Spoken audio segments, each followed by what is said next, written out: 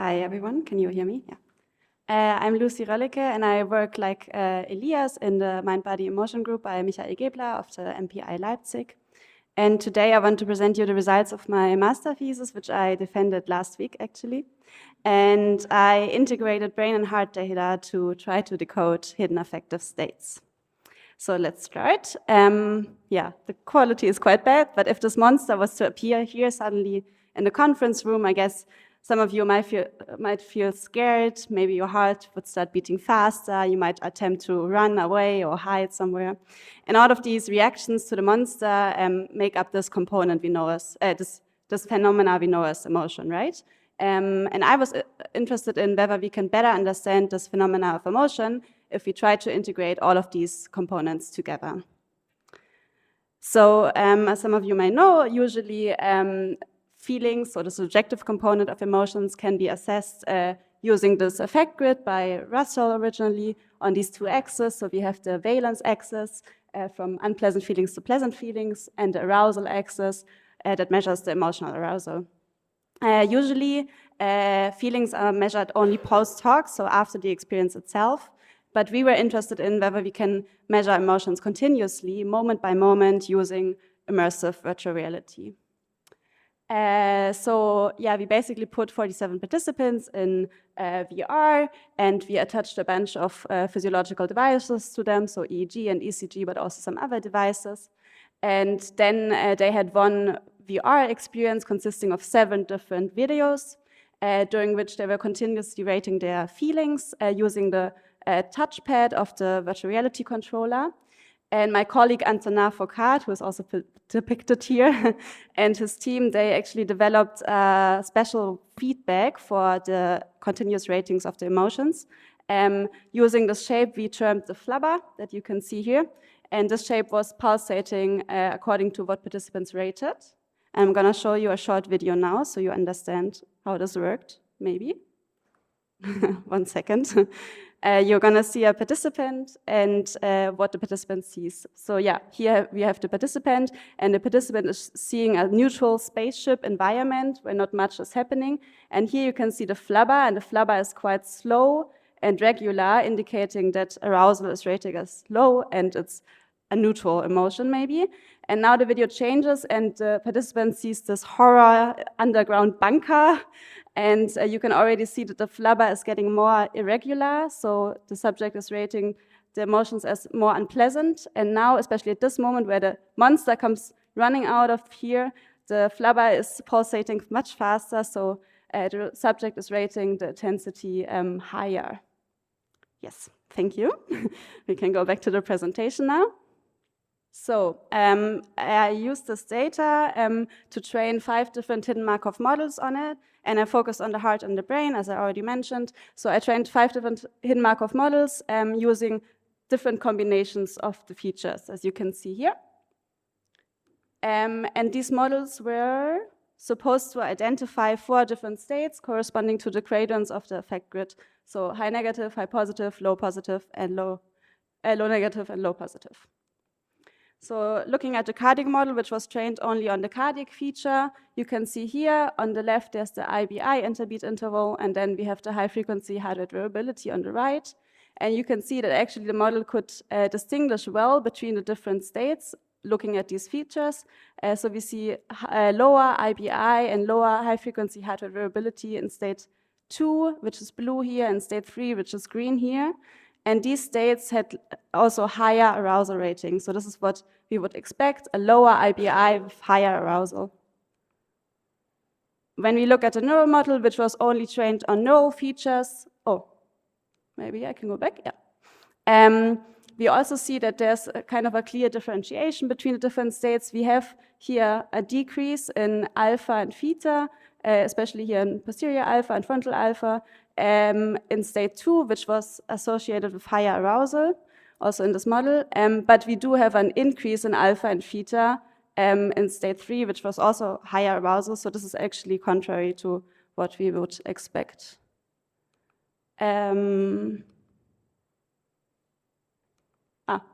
No, wait, sorry. Okay, something went wrong here, but okay, Now, I hope it works. So this is the integrated model. The integrated model was trained on the cardiac and the neural features. And again, we can see some significant differences here. But also, again, contrary to what we would expect. So we have a decrease in alpha and theta in state 3, high arousal, but an increase in state 2. I don't know, I think it's slow. Or, no? Okay. And then finally, the multimodal model was trained on neural features, cardiac features, and the subjective ratings. And interestingly, we can see here that this is the effect grid, right? Valence, arousal. And we can see that the model somehow can only identify low and high arousal and actually not unpleasant and pleasant valence. This is going to be discussed later on.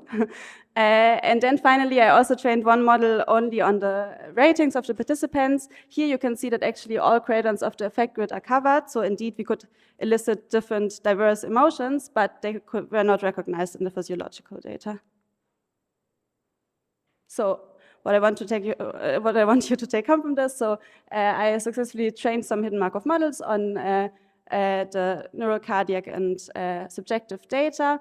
And this actually worked well for arousal, but not for valence, which is also a finding that has been reported previously in the literature a lot.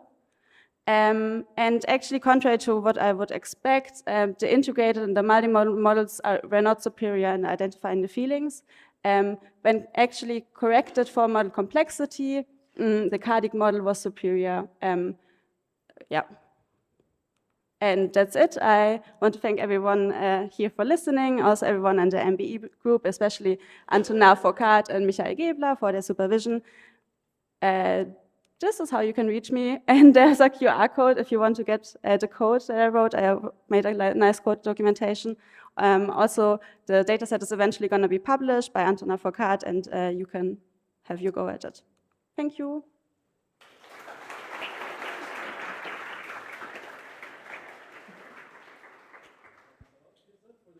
Slide. Do we have any question for her? Yeah, there is one. If there is time, I also have one, but you go first. Yeah. Thank you very much. Very interesting data and talk. I was wondering, on your last slide, as a conclusion, you had this bit where you said that you can build this model and you can predict arousal states based on your data and brain data. And I was wondering whether you had some cross-validation data on that based on maybe pupillometry. Yeah, this would be a great thing to do in the future. Also, I didn't cross-validate the models, which would also be something that could be added in the future, because you could train like a lot of different hidden Markov models on like different amounts of states and different features of the data. Yeah, but I didn't do this. And also pupil diameter, we actually measured, like we did eye tracking with the virtual reality headset, and you could actually analyze this in the future. Yeah. Okay, thank you. Have fun. Yeah, any more? Yes.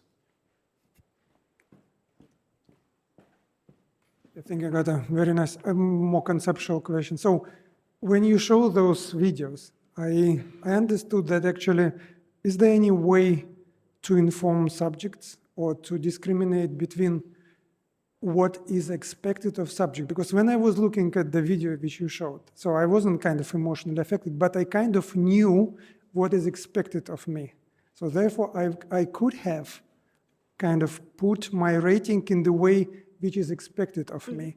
So how well do you think people do it genuinely versus behaving as what is expected from them? We explicitly instructed participants to rate what they were feeling and not what they were thinking the video is showing, right? So we told them, okay, if you see a scary video, you shouldn't rate it as scary if you don't feel scared. And we actually had quite high intervariability between the subjects. So some of them also didn't react as we would expect it. But of course, always when you use self-report, there's like this problem of, you know, expectation or like what subjects think we want to see. But yeah, I guess this cannot be ruled out completely.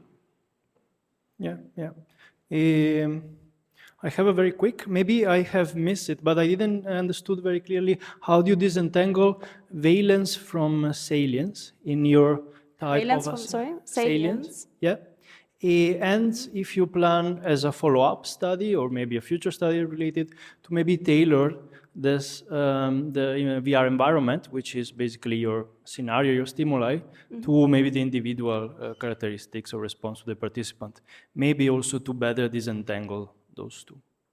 But So regarding your first question, you said how to disentangle valence and salience, right? So valence is really like about how pleasant a feeling is for a participant. So a negative feeling like fear or scared, being scared could be like more unpleasant, and a more positive feeling would be more pleasant. So salience is more like how no, it's much you clear, notice something, right? But did you kind of control for that beforehand, like sort of asking sort of a manipulation check in your experiment? In which mood the participants were, or no, we didn't. This could also How be- fearful it was like for as a them, or how trait. scary or how pleasant it was. Yeah. Yeah, so we had some like pre and post questionnaires assessing like people's also traits regarding emotional responses, but not like like specifically for the videos. But we did do like this is already the third phase of this big project, and we did have a second phase which was purely behavioral, where we assessed if the videos actually worked. So Okay. Yeah, there was a pilot work beforehand. yeah. Yes. Nice. And sorry, I forgot your second question. Can you repeat it? No, you answered. You Okay. answered. It was All right. 2 in 1. Yeah. Thanks. Thank you. Thanks a lot.